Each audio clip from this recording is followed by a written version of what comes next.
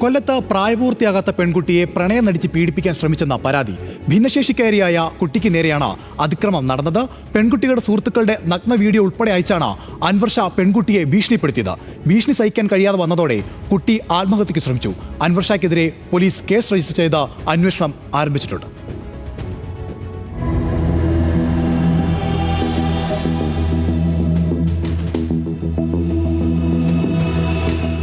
പ്രായപൂർത്തിയാകാത്ത പെൺകുട്ടിയെ കൊല്ലം സ്വദേശി പ്രണയം നടിച്ച് പീഡിപ്പിച്ചതായി പരാതി.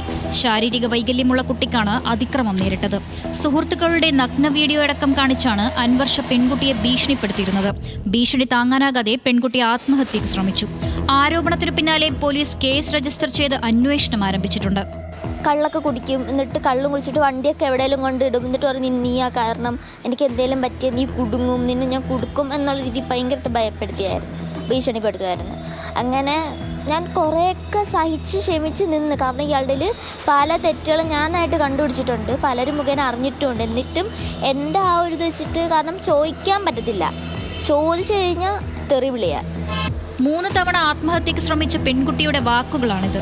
പ്രണയം നടിച്ചു തന്നെ പീഡിപ്പിക്കാൻ ശ്രമിച്ച യുവാവിന് പെൺകുട്ടി വഴങ്ങാതായതോടെയാണ് കൊട്ടാരക്കര സ്വദേശിനിയായ പെൺകുട്ടി ആത്മഹത്യാക്കുറിപ്പെഴുതി ജീവനൊടുക്കാൻ ശ്രമിച്ചത്.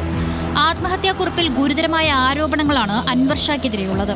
അൻവർ ഷാ ഒരേ സമയം ഒന്നിലധികം പെൺകുട്ടികളുമായി അടുപ്പം സ്ഥാപിച്ച ശേഷം അവരുടെ നഗ്ന ദൃശ്യങ്ങൾ കൈക്കലാക്കും.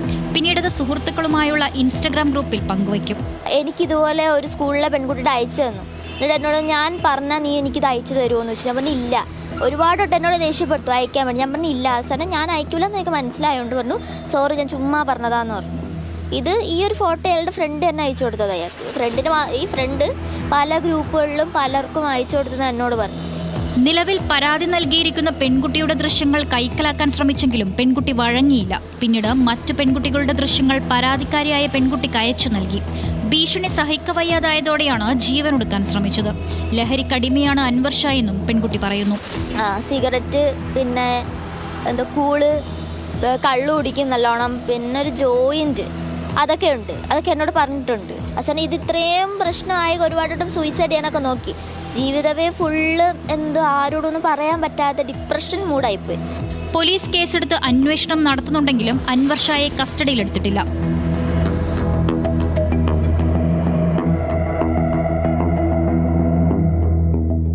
ന്യൂസ് മലയാളം, കൊല്ലം.